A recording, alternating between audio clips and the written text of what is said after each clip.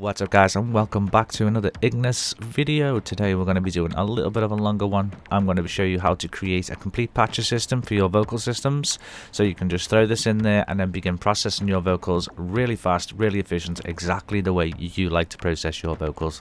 Check it out.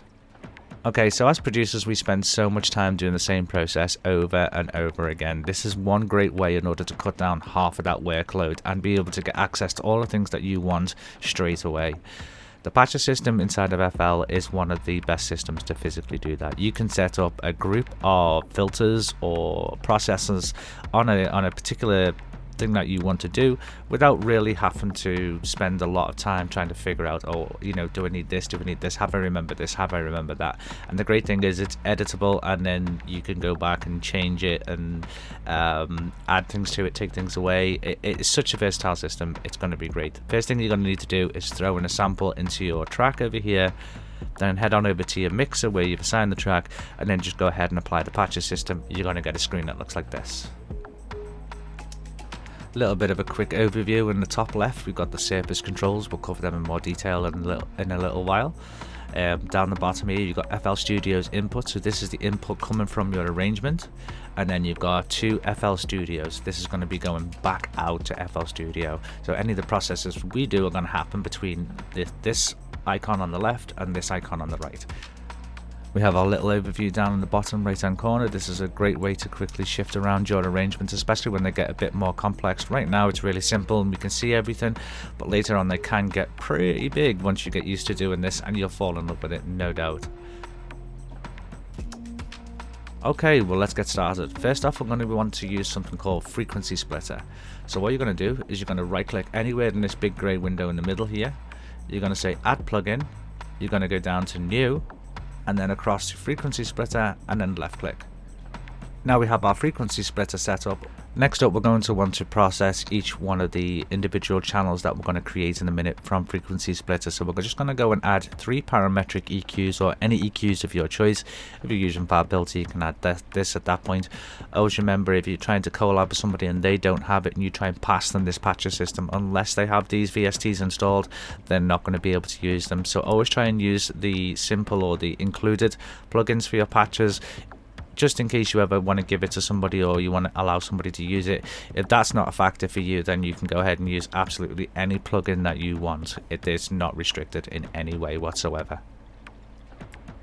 A great quick note here, guys, is the fact that you can right click and rename each one of these. When you first start out with patcher system, it can get a bit confusing when you get to the larger patches, so try and rename these as you go along. You'll find it a lot easier to navigate your patches and edit them later on. It can be an absolute nightmare coming back to it months later when you can't remember exactly what you did and you're trying to find, oh no, where's this one control. You'll never find it, guys. Label as much as you can. We're going to go ahead and actually right click on Frequency Splitter, head on down to Output, over to Audio. I'm just going to say Activate All for now. Alright, you should see these new radials appear on the right hand side. That's completely normal. You should still be able to hear your track through. If you can't, it just means your main input has become disconnected. Just go ahead and connect each one of these up until you hear the sound again to the output, and you should be fine by dragging it from the dot to the output. And then just to get rid of it again, you can just simply drag it from the output and just let go of it, and it will completely delete it.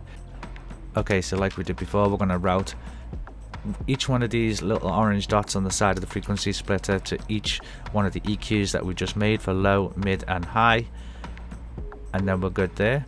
So if you want to check these are receiving, you can open up each EQ in turn and press play, and you should see the EQ start to light up. If you don't see that, then what you need to do is go ahead and open Frequency Splitter, and I'll show you how to split the signal. So once you've got that, guys, you're going to double click on Frequency Splitter. Here it is right here. Starting from the dials on the left here, I'll give you a quick overview. You've got the amount of bands that we've got it split into. In this case 3 is fine. You can adjust it there to 1 or however many you like within its range. You've got your slope. This is going to manage how much blend there is between the bands that you can see here, the red, the yellow and the green. Obviously, next one is your frequency dial, which is going to adjust your mid-tones. So the left one's going to adjust the mid to low, and the right one is going to adjust the mid to high. The next 3 dials just control the actual volume in each one of them. And then the 3rd dial, which is the one we're interested in, is going to allow us to route each one of these different bands to a different channel that we want to send to each of those EQs that we've just set up. All you're going to do is you're going to come to the section to the left and you're going to turn it up. So you see number 1 here, number 2 here, and number 3 here. Brilliant. And that's it. So all we need to do now is check that these are routed to the correct channels of our EQs, make sure we label them accordingly, and we're away.